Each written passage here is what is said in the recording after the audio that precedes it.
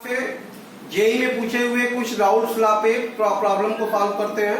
ये 2005 का क्वेश्चन है। ये कह रहा है क्या कर रहे थे, बेंजीन और टॉल्यूइन का लगभग आदर्श विलय बनाते हैं तो 120 डिग्री सेल्सियस पे बेंजीन का वाष्प दाब, ध्यान दीजिए, बेंजीन का वाष्प दाब आपको दे दिया है पी नॉट बेंजीन कितना दिया बेटा, 75 टॉल दिया हुआ है, और टॉल्यूइन का भी दे दिया है, टॉल्यूइन का बेटा 22 टॉल दिया हुआ है। क्लियर है। फिर करा बेंजीन का विलयन में वाष्प दाब बताइए। ठीक है, इसमें 78 ग्राम बेंजीन, बेटा बेंजीन की मात्रा बताइए कितनी है, 78। तो बेंजीन का अणु भार कितना होगा, बेंजीन का अणु भार सबको पता है ना, ये भी 78 में भारत में 78 ही होता है। तो बेंजीन का मोल कितना आ गया बताओ, बेंजीन का मोल हो गया 78/78 बराबर आ गया 1, बेंजीन का मोल आ गया। इसी प्रकार से टॉल्यूइन की मात्रा बेटा कितनी है, इसमें कह दीजिएगा 46 है, कितना ग्राम है 46। और टॉल्यूइन का अणु भार कितना होता है, टॉल्यूइन का अणु भार कितना होगा भाई, चेक कर लीजिए, 1284 और 8 मेरे ख्याल से 92, कितना होता है 92। तो टॉल्यूइन का मोल प्रभाज क्या होगा, टॉल्यूइन का मोल 46/92 मतलब 1/2 मतलब 0.5। तो बेटा बेंजीन का मोल प्रभाज निकाल ले बेंजीन का मोल प्रभाज क्या होगा, बेंजीन का मोल बच्चा कितना है 1 है ना, और बटे 1/5 मतलब 1/1.5 मतलब बेटा आ गया 10/15, या आप कहते हैं 5 गुना के 10 5 3 15 2/3 आ गया। क्लियर है, ये हो गया। तो आपसे पूछ क्या रहा है, कह रहा है कि बेंजीन विलयन में बेंजीन का वाष्प दाब, तो पी बेंजीन पूछ रहा है, सिर्फ यही पूछ रहा है। ये क्या होगा, पी नॉट बेंजीन गुणे एक्स बेंजीन, यही ना होगा। तो बेंजीन का वाष्प दाब कितना है बताइए, शुद्ध अवस्था में 75, और गुणे कितना होगा 2/3 25 गुना के 50 टॉल। तो मतलब बेंजीन का विलयन में वाष्प दाब कितना होगा 50 टॉल। तो जो ऑप्शन उसमें 50 टॉल वाला रहेगा बेटा वो सही रहा होगा। क्लियर है बेटा। नेक्स्ट क्वेश्चन बेटा 2006 का है, 18 ग्राम ग्लूकोज। तो ग्लूकोज की मात्रा जो है बेटा आपके पास वो 18 ग्राम है। तो ग्लूकोज का मोल निकाल लो, ग्लूकोज का मोल स्मॉल एन कितना होगा, 18/180 अणु भार होता है ना, तो 0.1 आ जाएगा। क्लियर। जल की मात्रा कितनी है, जान दीजिएगा 178.2 ग्राम। तो जल का मोल कितना होगा बेटा, कैपिटल एन 178.2/18, तो मेरे ख्याल से ये 9.9 आएगा। ठीक है, जल का मोल कितना आएगा 9.9, 18 9 162 हो गया। ठीक है, आपको पता है 100 डिग्री सेल्सियस क्या है, जल का क्वथनांक है ना, जल का क्वथनांक है। तो निश्चित तौर पे तो जो पी नॉट होगा बेटा, जल का वाष्प दाब शुद्ध जल का, वो उसका क्या होगा, वायुमंडलीय दाब होगा। वायुमंडलीय दाब क्या होता है बताइए, 760 mm होता है। और विलयन का वाष्प दाब पूछ रहा है। ग्लूकोज को अवाष्पशील मान ले, अगर ग्लूकोज अवाष्पशील विलयन के आसपास है, ठीक है, इसके लिए हम लोग राउल्ट का नियम क्या लगाएंगे, पी नॉट माइनस PS बराबर स्मॉल एन बटे कैपिटल एन लेंगे। तो यहां से आप देखिए पी नॉट है हमारे पास 760 माइनस PS बराबर स्मॉल एन की वैल्यू देखिए 0.1 और ये हो गया कैपिटल एन 9.9। क्लियर है ना। तो यहां से सॉल्व अगर कर देते हैं तो PS की वैल्यू बताइए कितनी आएगी आपकी, 752.4 mm आया होगा। क्लियर है बेटा। तो ये 752.4 जो ऑप्शन रहा होगा वो करेक्ट रहा होगा। क्लियर है। एथिल अल्कोहल और प्रोपिल अल्कोहल के मिश्रण का वाष्प दाब मतलब सोल्यूशन का बेटा वाष्प दाब आपको टोटल जो है 290 mm दे दिया है। क्लियर। अच्छा, प्रोपिल अल्कोहल का वाष्प दाब P जो है प्रोपिल के लिए, ठीक है, प्रोपिल अल्कोहल का वाष्प दाब प्योर अवस्था में 200 mm है। क्लियर। एथिल अल्कोहल का ध्यान दीजिए, एथिल अल्कोहल का मोल प्रभाज आपको दे दिया बेटा 0.6। तो निश्चित तौर पे प्रोपिल का होगा 0.4। पूछ क्या रहा है, एथिल का वाष्प दाब पूछ रहा है, पी नॉट एथिल। तो आप सिंपली लगा देंगे राउल्ट का नियम, पी एस बराबर क्या होगा बताइए, p naught ethyl x ethyl plus p naught propyl x propyl, यही ना फार्मूला P1। ठीक है, पी एस कितना बेटा 290 बराबर पी नॉट एथिल निकालना है और एक्स एथिल कितना बेटा 0.6 प्लस पी नॉट प्रोपील बेटा कितना है 200 गुणे एक्स कितना है बेटा 0.4 है। तो ये हो गया देखो 0.6 पी नॉट एथिल बराबर 290 माइनस 4 से अगर गुणा कर दे तो बेटा 0 0 4 गुना के 8 तो 80 हो जाएगा, घट जाएगा। ठीक है, तो बेटा कितना आ जाएगा 0.6 पी नॉट एथिल कितना आ जाएगा बताइए, घटेगा। तो यहाँ से 0 9 में से 8 गया 1 210 आ गया। ठीक है, तो पी नॉट एथिल बेटा कितना होगा मेरे ख्याल से 210 बट्टा 0.6 तो हो गया 210 गुणे 10 बट्टा 6। अगर हम इसको 6 से काट देते हैं 6 त्रिके 18, ओके 6 त्रिके 18 6 5 30 बेटा कितना आएगा 350 mm। तो एथिल का वाष्प अवस्था में शुद्ध अवस्था में इसका वाष्प दाब कितना होगा 350 mm, जो ये आंसर रहा होगा वो करेक्ट रहा होगा। क्लियर बेटा।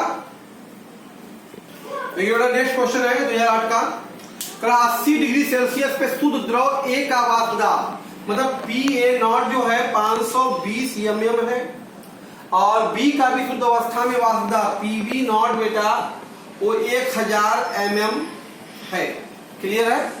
आपसे कह रहा है कि इसके मिश्रण है, मिश्रण मतलब विलयन वो 80 डिग्री सेल्सियस पर उबलता है। 80 डिग्री सेल्सियस पर उबलता है, इसका मतलब जो विलयन का जो वाष्प दाब होगा वो क्या होगा वायुमंडलीय दाब के बराबर होगा 1 atm मतलब 760 mm होगा। क्लियर, बात समझ में आ रहा है। अच्छा फिर कह रहा है मिश्रण में ए की मात्रा बताइए। तो ठीक है, तो आप फार्मूला पता है पीएस बराबर क्या होगा PA0 XA plus PB0 XB। जब पीएस बराबर ये भी लिखते हैं PA0 XA plus PB0 XB की जगह पे 1 माइनस XA लिख सकते हैं। क्लियर है बेटा।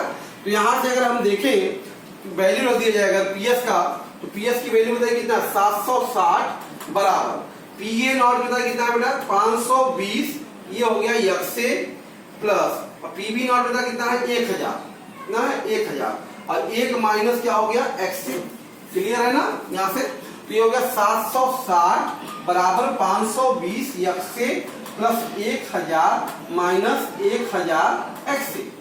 तो इसको जब ट्रांसफर कर देते हैं बेटा तो ये हो जाएगा देखो 1000 XA माइनस 520 XA बराबर 1000 माइनस 760।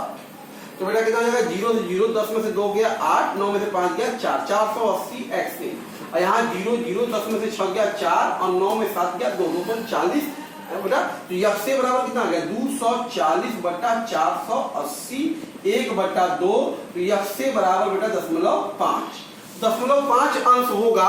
अगर परसेंटेज की बात करें ए की तो बेटा कितना हो जाएगा 50% हो जाएगा। कितना हो जाएगा बेटा 50%। तो मतलब मिश्रण में ए कितना परसेंट है 50% उपस्थित होगा। तो 50% में जो ऑप्शन रहा होगा वो करेक्ट रहा होगा। क्लियर है बच्चा। ये भी 2008 का ही है। आपसे कह रहा है कि जल का वाष्प दाब P0 17.5 mm Hg है, 18 ग्राम ग्लूकोज। देखो ग्लूकोज की मात्रा स्मॉल w 18 ग्राम है, तो इसका मोल कितना हो जाएगा ग्लूकोज का गिले है बेटा 18/180 मतलब 0.1 आ गया। और क्या है उसमें जल की मात्रा बेटा 178.2 ग्राम है। तो जल का मोल कितना होगा, जल का मोल कैपिटल N बच्चा 178.2 बटा 18 तो कितना आएगा ये 9.9 आ जाएगा। क्लियर है। तो अच्छा तो आपको मिश्रण का वाष्प दाब तो राउल्ट के नियम से पता ही है ना, ये अवाष्पशील है तो P0 माइनस PS बटा PS बराबर स्मॉल n बटे कैपिटल N। राउल्ट के नियम लगा देंगे अवाष्पशील के लिए। तो P0 हमारा बताइए कितना है 17.5 माइनस PS बटे PS बराबर स्मॉल n बच्चा 1 बटे 9.9 मतलब 1/99। इसको सॉल्व जरा करिएगा, देखिए कितना आता है पीएस की वैल्यू 17.325 mm। तो ये आंसर जिसका बचा आया है तो वो उसका क्या हो जाएगा, आंसर क्लियर रहा होगा।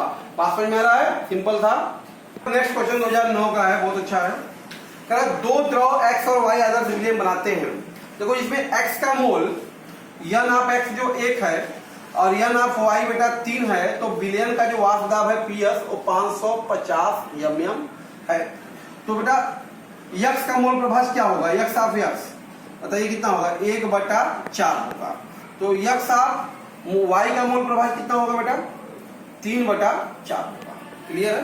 तो यहां से अगर हम फार्मूला लगाते हैं PS बराबर, तो क्या लगेगा फार्मूला बताइए, P0 x है, तो P0 x into x P0 y into xy।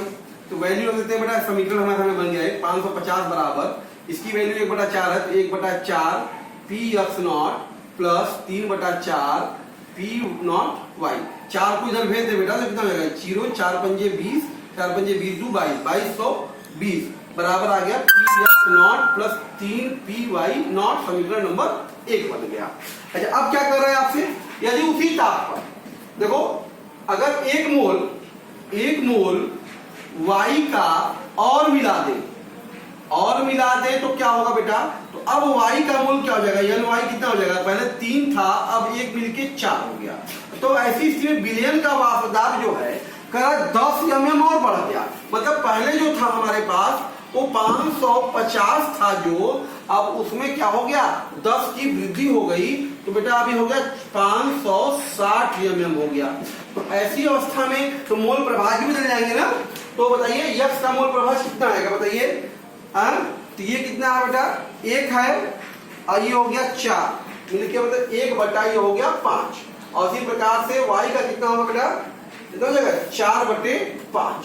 Clear है ना। ठीक है, x का देखिए 1 है और y 3 था अब हो गया 4, तो 1 धन 4 5, 1/5 और 4/5। तो अब समीकरण जो हमारे पास बनेगा बेटा नया समीकरण क्या हो गया 560 बराबर इसका क्या है मोल बताइए 1/5 Px0 और इसका कितना है 4/5 Py0। 5 से गुणा हो जाएगा यहाँ पे 0 5 6 30 5 25 3 28 2800 बराबर कितना हो गया Px0 प्लस 4 Py0। समीकरण नंबर 2 है। 2 में से एक को घटा देते हैं ना, क्या करते हैं घटा दीजिए, कितना है बेटा हमारा ये 2200 बराबर कितना है Px0 माइनस प्लस है 3 Py0।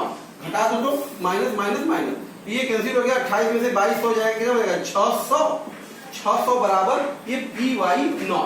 मतलब y का शुद्ध अवस्था में वाष्प दाब कितना है 600 mm है। इसी प्रकार से Py का मान जो किसी भी समीकरण में देते हैं, माना कि एक में रख देते हैं, तो 2800 बराबर Px0 धन तो बेटा 4 छंग 2400 ही हो गया, तो Px बराबर कितना आएगा 400 mm। इसका मतलब x का शुद्ध अवस्था में वाष्प दाब 400 mm और y का 600 mm। जो ऑप्शन हमारा 400 mm 600 mm वाला रहेगा वही करेक्ट रहा होगा। बात समझ में आया, क्लियर है। ये क्वेश्चन 2012 का है। करा हेप्टेन और ऑक्टेन को मिला के आदर्श विलयन बनाया गया। दोनों अवयवों का वाष्प दाब मतलब हेप्टेन का बेटा हेप्टेन का जो है वो 105 किलो पास्कल है और ऑक्टेन का जो है ठीक है वो बेटा 45 किलो पास्कल है। ठीक है, हेप्टेन की जो मात्रा देखो, हेप्टेन की मात्रा जो है वो कितना है बेटा 25 ग्राम है। तो हेप्टेन का मोल निकाल लो, पहला काम हेप्टेन का मोल भार बटे अणु भार कितना होता है हेप्टेन का 100, 25 चौका 100 1/4 मतलब 0.25 हो जाएगा। क्लियर। और उसी प्रकार ऑक्टेन का जो भार बेटा दिया है 35 ग्राम दिया है, तो ऑक्टेन का मोल निकाल लो। तो ऑक्टेन का मोल कितना होगा बेटा 35 बटे अणु भार कितना होता है 114, तो बेटा 0.30 आएगा। कितना आएगा लगभग 0.3 के आसपास आएगा। ठीक है, इसी प्रकार से अगर आ गया तो पहले मोल प्रभाव निकालना पड़ेगा हमको निश्चित तौर पे। यह साथ हेप्टेन निकाल लो। हेप्टेन का मोल प्रभाव कितना होगा बेटा 0.25 बटे 0.25 धन 0.35, तो ये होगा 0.25 बटे 5 5 10 3 2 5 6 0.6, तो 25/60 तो हेप्टेन का मूल प्रभाव जब सॉल्व करिए देखिए कितना आता है, ये 0.45। क्लियर है। हेप्टेन का जब मूल प्रभाव मिल गया तो ऑक्टेन का मूल प्रभाव कितना होगा बेटा, 1 माइनस 0.45 तो 0.55। सारा कुछ मिल चुका है। बिलियन का वास्तव निकालना है, फार्मूला आप लगा दीजिए। पी बराबर क्या होगा बताइए, p not heptane x heptane भाई प्लस पी नॉट ऑक्टेन और यक्स ऑक्टेन, यही ना होता है formula, P1 not x1 plus P2 not x2। तो हेप्टेन का मूल प्रभाव कितना है तो आसान बेटा 105 और गुणे ये वैल्यू कितनी है हेप्टेन का 0.45। ओके, और धन ये कितना है बेटा 45 और ये कितना हो गया 0.55। जरा गुणा भाग करके देखिए कितना आता होगा, मेरे ख्याल से 72 किलो पास्कल। तो 72 किलो पास्कल जो ऑप्शन रहा होगा वो हमारा करेक्ट रहा होगा। क्लियर है। ये सॉल्यूशन आपसे कह रहा है बेटा कि शुद्ध एसीटोन का वास्तव विलायक का जो है 185 टॉर है। यदि 1.2 ग्राम आवासशील पदार्थ, मतलब स्मॉल डब्ल्यू जो है बेटा आवासशील पदार्थ की मात्रा 1.2 ग्राम है और ये अवाष्पशील है, ध्यान दीजिए, बोला भी है, ठीक है। वो 100 ग्राम एसीटोन में, तो एसीटोन की मात्रा जो है कैपिटल डब्ल्यू वो 100 ग्राम है। क्लियर है, बात समझ में आ रहा है। एसीटोन का अणुभार, एसीटोन का अणुभार बताइए कितना होगा। फार्मूला क्या होता है, CH3CO CH3। तो बेटा हो गया 2 कार्बन 3 कार्बन 12 36 और 6 हाइड्रोजन और 16 ऑक्सीजन, 12 18 3 4 5 1 58 अणुभार हो गया। एक कैपिटल एम हो गया, ठीक है। तो इस बिलियन का वास्ता पीएस 183 टॉर है। तो आपसे कह रहा है कि पदार्थ का अणुभार यम निकालना है। बहुत सिंपल सा है। आवासशील के लिए जानते हैं पी नॉट माइनस पीएस बटा पीएस बराबर स्मॉल डब्ल्यू बटे स्मॉल एम कैपिटल एम बटे कैपिटल डब्ल्यू। तो पी नॉट बच्चा 185, पीएस बेटा 183 बटे 183, स्मॉल डब्ल्यू बताइए कितना है 1.2, स्मॉल एम निकालना है, कैपिटल एम है आपके पास 58 और कैपिटल डब्ल्यू है कितना बच्चा आपके पास 100। तो 185 में से 83 जाएगा, कितना बचेगा 2 बटा 183 बराबर 1.2 बटा यम गुणे 58 बटा 100। तो यम बराबर कितना आ गया बताइए 1.2 58 गुणे 183 बटा 2 गुणे 100, ठीक है ना। तो बेटा ये हो जाएगा आपका 0.6 और 0.58। ये गुणा भाग कर दीजिए तो वैल्यू देखिए कितनी आई आपकी, होगा ये वैल्यू निश्चित तौर पे 64। तो 64 वाला जो अणुभार लगभग 64 होगा, 83.9 के आसपास। तो बेटा जो 64 वाला ऑप्शन होगा वो आपका ऑप्शन रहा होगा करेक्ट। इस तरीके से हम लोगों ने आज आपसे राउल्ट्स के नियम पे आधारित जो भी क्वेश्चन जेईई में अब तक पूछे गए हैं 2015 तक का, उसको हमने सॉल्व किया और क्लियर है। और भी आप प्रैक्टिस कीजिए, एग्जाम के लिए अच्छे से तैयारी कीजिए। पसंद आया वीडियो तो उसको लाइक कीजिए, शेयर भी कीजिए और चैनल को सब्सक्राइब कीजिए। Okay, thank you.